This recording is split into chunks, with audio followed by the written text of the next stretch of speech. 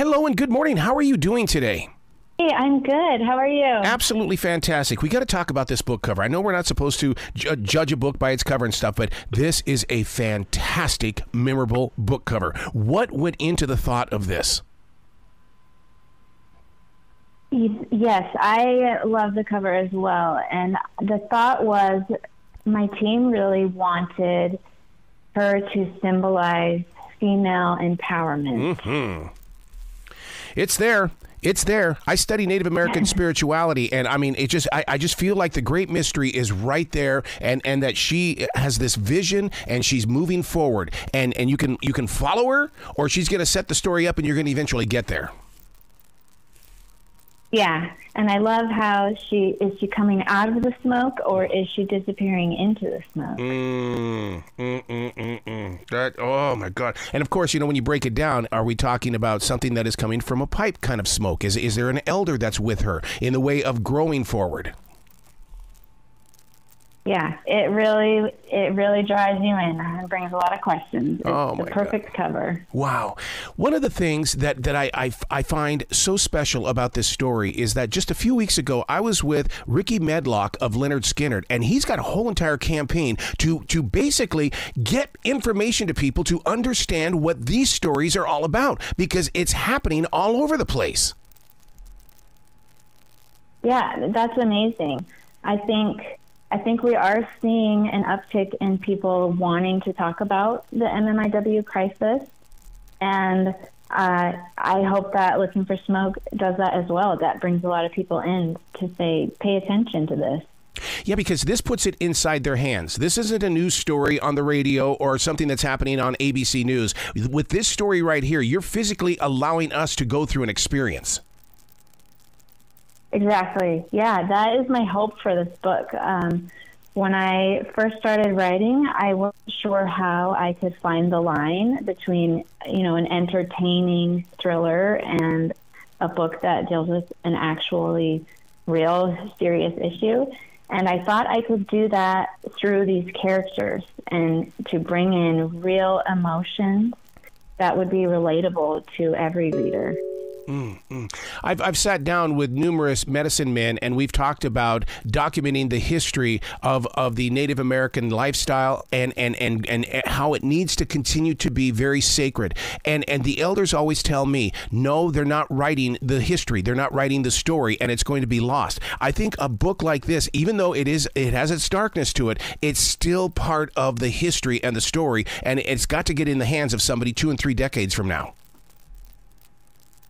Yeah, absolutely. And I really wanted to bring in a lot of the culture in a respectful way and to honor all the things that I grew up with, my childhood memories there on the reservation, and visits with my family and the culture. Just everything that I felt is so special and that I have so much pride about with the Blackfeet culture. I tried to bring in so that people could see how cool this is. Like, I have so much pride for my culture. So when you said that you were on the Blackfeet reservation, were you up in Montana? Because I'm from Montana, and that's up there around the Great Falls area. Yeah, the Blackfeet reservation is nestled right along Glacier National Park. Yes. And I never lived there, but my older siblings did, and I visited a lot because I lived in Bozeman for the first half of my childhood. So we were pretty close to visit, and I go back every summer now. My dad lives up there again, and so I get to spend a lot of time up there. Do you feel like that you were spiritually called to write this story? Because it is so personal. It feels like, an experience. Maybe I did feel like a great need to write it. And I doubted myself at the beginning because I wasn't sure if I was the right person to tell this story or if I was talented enough to pull it off. But I did just keep coming back to the idea, thinking that this is a story I need to tell. It was very important to me to try. There's a huge part of my heart that would love to see this on Netflix and or Hulu as a binge watch, because I think that would be so incredible to be able to go there and see it for ourselves in the way of understanding the story and basically understanding the deep darkness that's going on that needs to be talked about. Yeah, that would be an absolute dream. I would love for what's in my head to be out there, for people to see what I see, and of course to bring in more eyes to show what's going on, what this epidemic is doing to real communities. I think seeing it would definitely strike a chord. Locating a sense of balance inside the story. Sure, you talk about the pain, but it's also a thriller for readers as well. Yeah, it is. It's, you know, on its surface, Looking for Smoke is a gripping thriller in which these Blackfeet teenagers are suspects in the murder of their classmate, and they must now clear their names while a killer is still in their midst. But at its heart, it's a story of community and resilience and fighting for your loved ones despite the cost.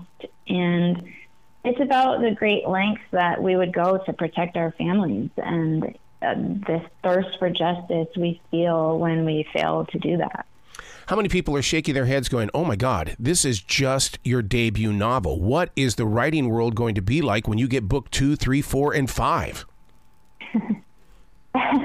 You know, I hope it just keeps getting even better and better. I really want to continue to write these thrillers with Native characters and shine a light on this issue. I think it's important, and I have found a real joy in writing it.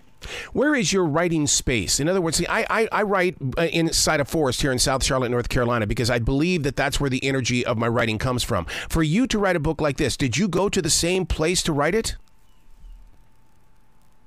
No.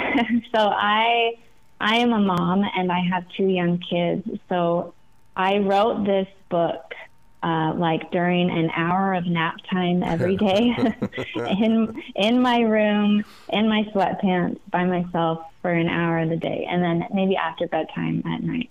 So it was not the ideal location, but just being alone in my thoughts, I can be anywhere, and the creativity will come out. When did you know it was time to relinquish the book to the editor and or the book company? I felt really comfortable giving it to the editor I chose it's a HarperCollins imprint called Heart Drum. And Heart Drum's sole mission is to uplift Indigenous voices. See? And they have so many beautiful Native books out there. And I knew that they would take care of this story and get it into all the hands that we want it into, and that they would take care of me as a Native author.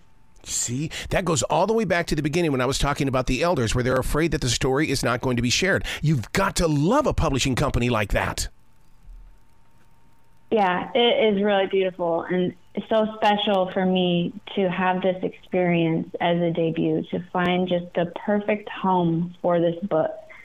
It's really cool. I got to ask you kind of a personal question, only because I grew up in the state of Montana, and Bozeman was my hangout with my grandmother. And that is, did you ever get over there or see the Bozeman Tunnel, which was coming up at I-90? No, and it's been so long since I've been in Bozeman. My grandfather helped create it way back in the 1960s, and it's just I just dream of that day of finding somebody who remembers seeing the Bozeman Tunnel. And my quest is I will continue with it. I will go on until I meet that person. I'm so sorry. Where can people find you and give you lots of love? Because like I said, this is your debut novel. I want you to feel like the community has embraced your soul.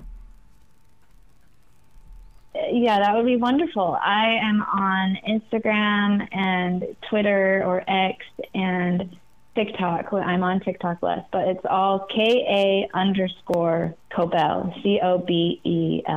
That's where you can find me. Excellent. Well, I look forward to talking to you many more times in the future, KA. Thank you so much. Thank you for talking about Looking for Smoke. Will you be brilliant today, okay? You too.